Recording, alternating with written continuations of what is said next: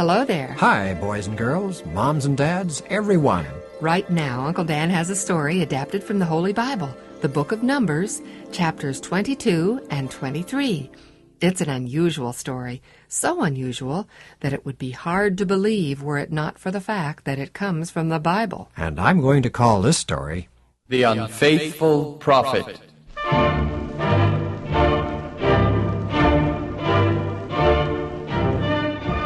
After having wandered in the wilderness for 40 years, the children of Israel are preparing to enter the promised land of Canaan. Under the leadership of Moses, the Israelites now leave the wilderness and are encamped in the plains of Moab. Now the people of Moab are afraid and tremble at the presence of the Israelites. Balak, their king, however, is a shrewd and fearless monarch. But I don't fear the Israelites. Then why did you send a message to the Midianites that we are in danger of being consumed by the Israelites? Because it's true. Moses and his followers have already conquered the Ammonites, and I...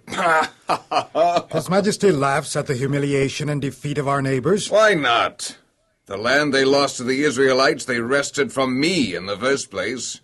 They should lose it. Serves them right. Well, the officers of your court are saying that you are afraid of a similar destiny. At the hands of the Israelites? That's what's being whispered, Your Majesty. I do not fear what I understand.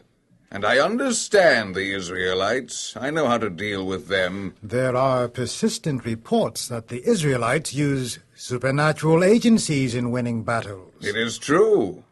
It is the Israelite God who exercises supernatural power in their behalf. Well, certainly His Majesty does not contemplate using arms against supernatural power. I know that arms are helpless against supernatural agencies. I intend to follow the example of Pharaoh of Egypt.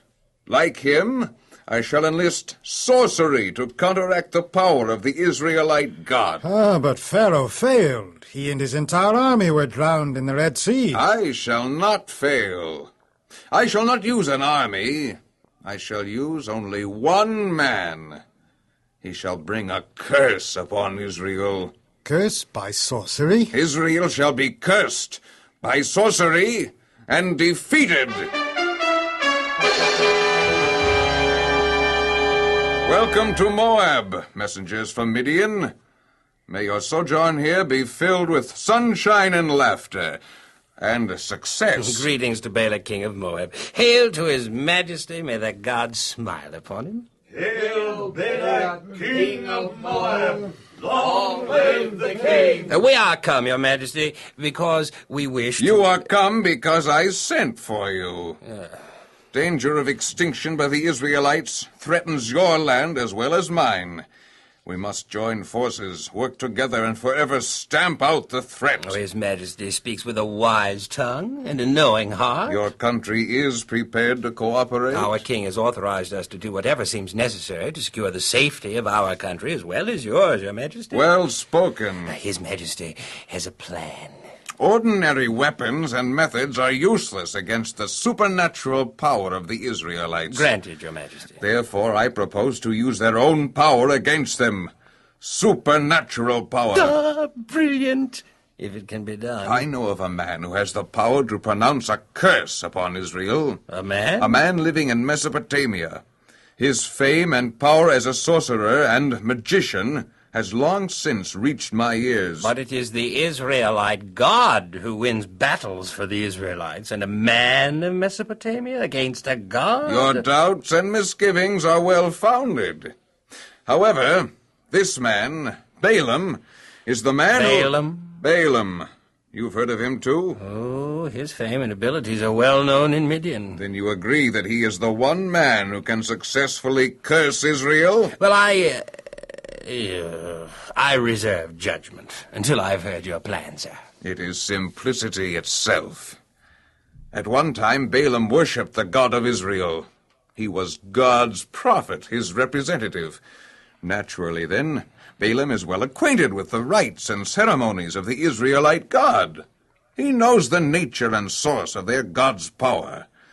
Now, this knowledge, coupled with his powers of divination and sorcery, can bring about the end of Israel's supernatural power. You say that this Balaam used to be God's prophet and representative. That is exactly what I said. Well, why isn't he now? What happened? Did Israel's God reject him?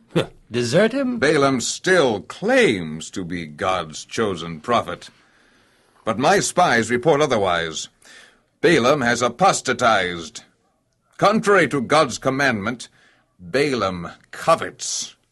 Greed and unholy ambition have caught up with him. Greed. Oh, it's a marvelous agent of evil. It shall work to our advantage. Exactly. Balaam loves money. For a price, he will do anything. Even curse Israel? Even curse Israel. A very wise and clever solution to our dilemma. Yes.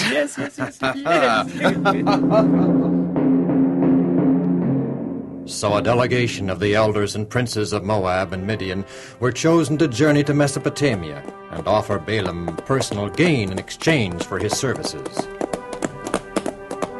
Upon finding Balaam, the delegation lost no time in delivering to him the message of their king.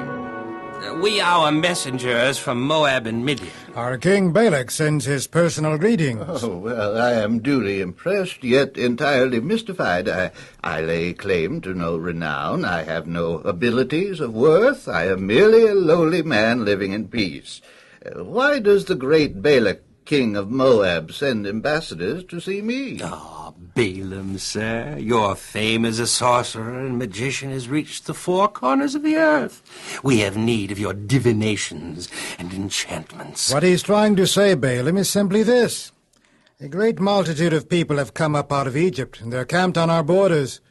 They are potentially dangerous. You speak of the Israelites. Yes, the great hordes of Israelites, too numerous to count. Oh, they're dangerous, crafty, powerful. And King Balak said to us, "Go find Balaam, and say unto him, These Israelites are too mighty for me. Come therefore, I pray you, and curse these people for me." Curse them? Curse Israel, me? Well, they fight with supernatural powers. Why not us? And Balaam, sir, my king realizes that he whom you bless is blessed, and he whom you curse is cursed. You have that power, and that's why we're here. That's why we have chosen you to deliver us from the Israelites. You flatter me. Yet it is true, isn't it? You do have the power of divination and the ability to cast a curse on whomsoever you choose. Well, I don't wish to brag, but I do have a certain pride in my, shall we say, talents. And I can do certain things that other people find useful and valuable. Exactly. Very discreet and well stated, Balaam. Slave! Open that bag there and pour the contents out upon the table.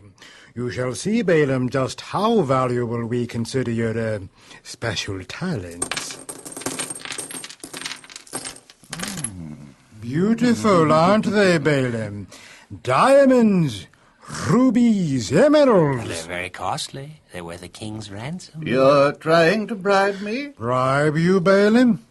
Why, such a thought is entirely foreign to our intention. Oh, it didn't even enter our minds. These jewels are yours, Balaam, as a gift. No strings attached? Of course not. They're a gift, an outright gift from our king. All right, I'll accept them. Thanks. Slave, put the jewels back in the pouch. I'll do it myself. Oh, careful. And, Balaam, you haven't heard the half. You think those jewels are valuable, and they are. But King Balak has something much more valuable and more satisfying than mere jewels. Yours for the asking. All I have to do is curse the Israelites. Why, my dear Balaam, you do my king an injustice. Just come to Moab.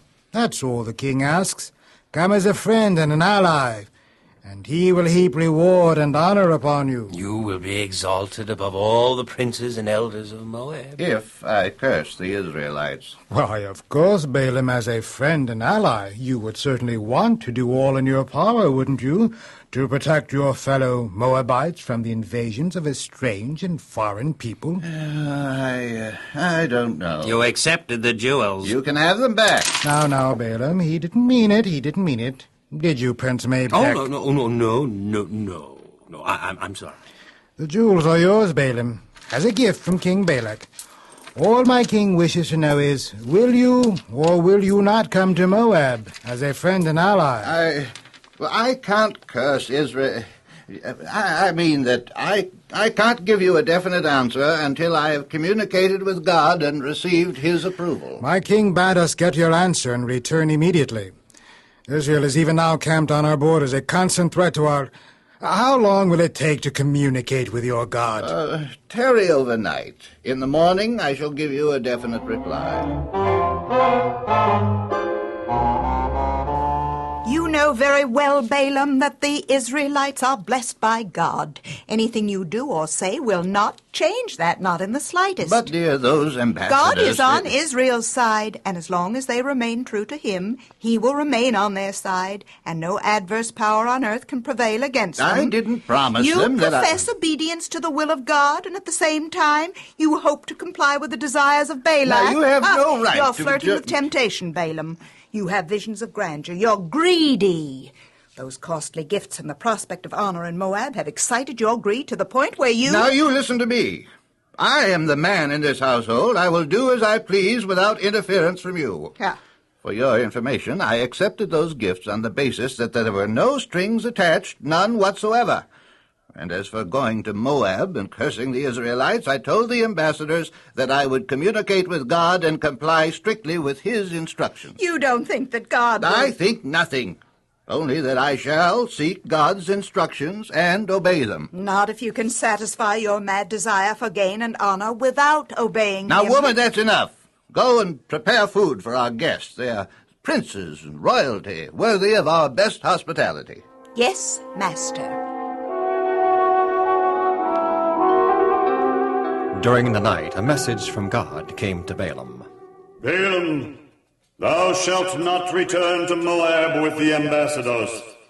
Neither shalt thou curse the Israelites, for they are blessed. But I have already accepted the... He's gone. What'll I tell the ambassadors?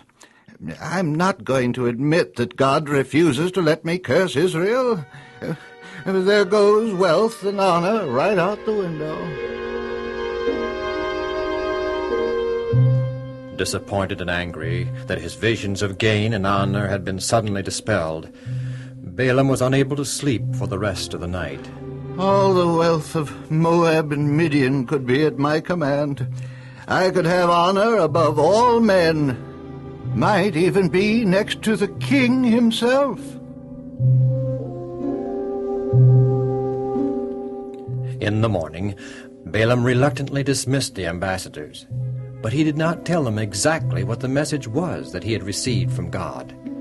Angry that his visions of gain and honor had suddenly vanished, he exclaimed, Get back to your own land, for the Lord refused to give me permission to go with you. But what about cursing Israel?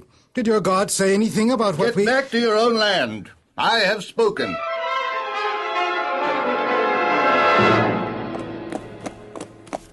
I wonder if Balaam is merely holding out for a higher price. Probably. He's a greedy one. I suggest we don't even tell the king that Balaam said his God wouldn't let him come back with us. Why not? Because I doubt if it's true. I mean, I really believe that Balaam is holding out for a higher price. I doubt if he even asked his God for permission. Balaam refused to come? Absolutely refused? Yes, Your Majesty. Why? Who can say? He's a greedy man, Your Majesty. You think he is expecting a greater reward for his services? Could be, Your Majesty. We have no choice. We'll concede to whatever terms he demands. Go once again to Mesopotamia Take with you more princes, court officers, more valuable gifts. We must secure Balaam's help. So once again ambassadors from Moab and Midian set out over the mountains and across deserts for Mesopotamia. I have a suspicion that Balaam will accept these gifts and curse Israel. No, I think he'll do anything for the high price we offer. Greetings, salutations to the great sorcerer Balaam. King Balak sends his personal greetings and well wishes. And what brings you to Mesopotamia a second time? We come bearing gifts from our king. See? Beautiful. They are the most beautiful jewels in all of Moab. And the most valuable. They're yours, Balaam. Take them. Such beauty and wealth is a gift to one so humble as I is unthinkable. Your king's price? Cursing the Israelites? My king sends an urgent message. I thought so. As a friend and ally, you understand? The message? My king commanded me to say to Balaam, let nothing, I pray you, hinder you from coming to me. I will promote you to very great honor and glory, and I will do whatsoever you say. Only come and curse these Israelites for me. That's what I thought. I've already told you that I can't go to Moab. God won't permit it. You may have anything you wish. Though Balak were to give me his house full of silver and gold, I could not go beyond the command of the Lord my God to do less or more. But I do wish I could go, but I can't. I can't. I just can't. Perhaps you can persuade God to change his mind. Who do you think God is, a man? That he can be persuaded to change and... well, all right, I'll try. Remain until morning. I'll communicate with God during the night. Perhaps he will let me go. Again, in the night season, a message from God came to Balaam. If the ambassadors come and call you in the morning, you may rise up and go with them. But you shall say to the Israelites only that which I shall give you permission to say. Oh, thank you, thank you. Oh, now I can go to Moab. I'll become rich and famous, powerful.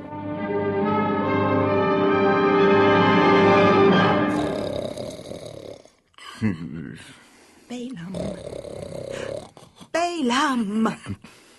Balaam, wake up! Wake up! What? It's daylight. Time to get up. Yeah, daylight. Oh, the break of a new day. A new life. What? A new day has dawned for us, my dear. A day of wealth and power, fame. Are you awake? Awake? Oh, yes, awake and sound of mind and body. This is all beyond me. No, it's simple, my dear. Last night the Lord appeared to me and gave me permission to go to Moab with the ambassadors. Just think, I will be next to the king himself. I will command respect.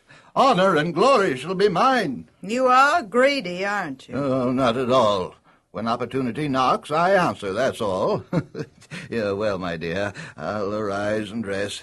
You prepare breakfast, a breakfast fit for a king's right-hand man, me, and the ambassadors who shall attend me. Ambassadors? What ambassadors? Oh, the ones from Moab, of course. Now, woman, away with you. Get breakfast. They aren't here. Hail to Balaam, second in power only to the king. Yeah, who isn't here?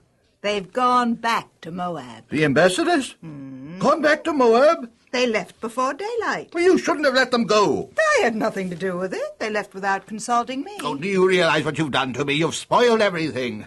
The Lord said that I could go with them only if they called me this morning. Now, they've gone and can't call me. And I've lost my chance to be wealthy and honored. All because of you. Why did you let them go? I didn't. I told you. Well, I'm not going to give up. I will get that rich reward anyway. Balaam, I wish you'd stop and reconsider. Reconsider? Opportunity knocks but once. Balaam, please, listen to me. I don't have time. I'm going to take off and catch up with those ambassadors. Please. All right, I'll listen. But hurry up or I won't be able to catch up with them. Now, You used to be a faithful servant of the living God. You still claim to be. You profess great conscientiousness and integrity to the will of God. Yes. On the other hand, you're human, and to want riches and fame is natural. Now, it's awfully hard to turn your back on the rich rewards Balak offers. But with the ambassadors on their way back to Moab, every excuse for complying with the request of Balak has been removed. Temptation is gone. You're free. Oh, you argue like a woman. I am going to Moab. Goodbye. Balaam! Expect me when you see me. Taking the donkey upon which he was accustomed to ride, Balaam hastily set out on the journey to Moab. Now get up there, get up, or we'll be late for the reward. Oh, maybe even now God has withdrawn his permission for me to go to Moab. Get up. Oh, just think, I'll have everything that I've ever dreamed of. Riches, power, fame. Get up. Suddenly, and without warning, the donkey turned aside from the highway into a field. You stupid donkey, get back on the path. With cruel blows, Balaam beat the donkey. Get back on the path, you dumb beast. Now get back there. Oh, you won't, eh? Well, I'll show you. Take that. And that. Finally, the donkey was brought back onto the path, and once again they continue on their journey toward Moab. The way became rough and strewn with rocks.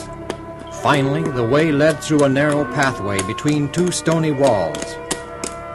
Again, the donkey veered to the side, as if to avoid an obstacle in the pathway, crushing Balaam's foot against the stony wall. Oh, you stupid beast!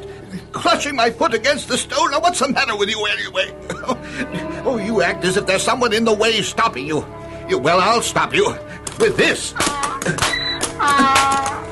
Beating the donkey unmercifully, Balaam forced the donkey to proceed. Yeah, now that's better. And don't stop again, or I'll beat you even more. And hurry along now, get up. I must catch those ambassadors. Seems like everybody and everything is conspiring to keep me from getting to Moab. Get up.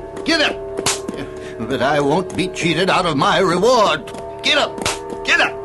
Once again, in a narrow place, where there was no way to turn, either to the right or the left, the donkey suddenly stopped and fell trembling to the ground. Balaam's rage was unbounded, and with a staff he beat the donkey more cruelly than before. 3 times you've delayed me.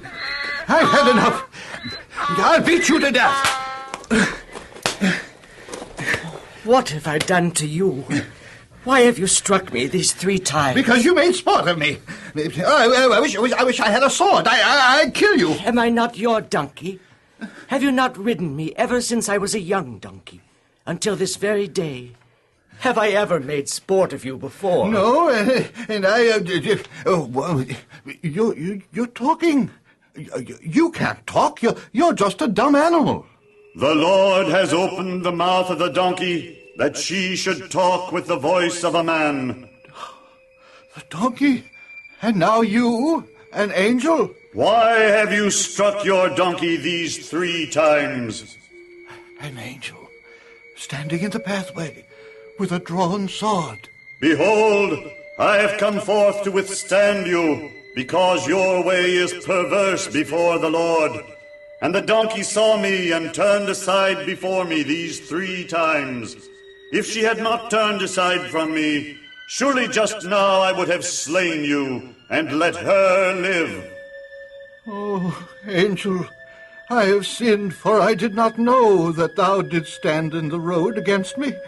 Oh, now, therefore, if it is evil in thy sight, I will go back again. Go with the ambassadors from Moab, but know that you shall speak only the word which I bid you. Balaam had had a mad desire to slay the donkey upon which he rode. He claimed to be a magician. He was on his way to pronounce a curse upon a whole people with the intent to paralyze their strength. Yet he had not had enough power to slay even a poor, dumb animal, his donkey. Continuing on toward Moab, Balaam's thoughts raced through his mind. I owe my life to this donkey, and I beat her unmercifully.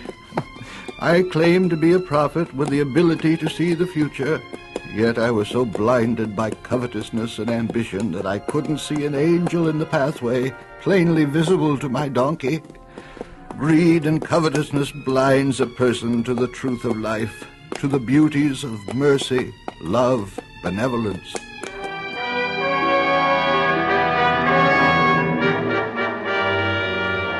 So Balaam continued on to Moab.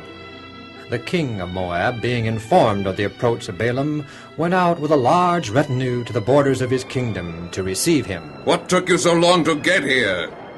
Did I not offer you rich rewards? Did you think that I am unable to fulfill my promise to promote you to high honor? Oh, king, now that I am here, I have not the power of myself to say anything against Israel. The word that God puts in my mouth, that must I speak. I have every confidence in you, my man. Come, let us be on our way, Prophet Balaam. Make way for His Majesty Balak, mighty king of Moab, and his guest, Prophet Balaam. Bow the knee.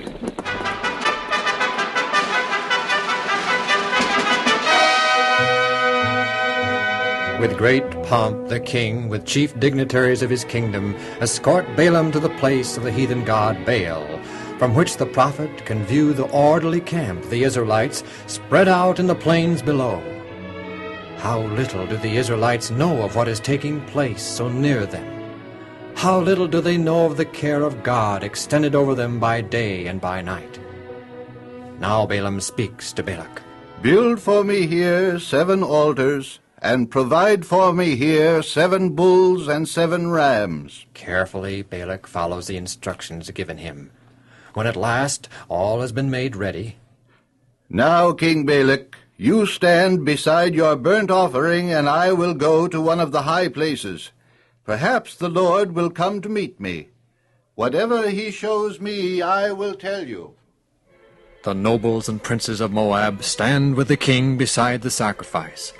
All around them is the eager multitude, watching for the return of the prophet. At last he is coming. The people await almost breathlessly for the words that will paralyze forever that strange power that protects the Israelites. The king of Moab hath brought me from Aram, out of the mountains of the east, saying, Come, curse me, Jacob, and come, defy Israel. How shall I curse whom God hath not cursed? Or how shall I defy whom the Lord hath not defied? For from the tops of the rocks I see him, and from the hills I behold him. Lo, the people shall dwell alone, and shall not be reckoned among the nations. Who can count the dust of Jacob, and the number of the 4th part of Israel? Let me die the death of the righteous, and let my last end be like his. Balaam! Balaam! What have you done to me? I have gone to all this trouble to bring you to Moab to curse my enemies, and behold, you have done nothing but bless them.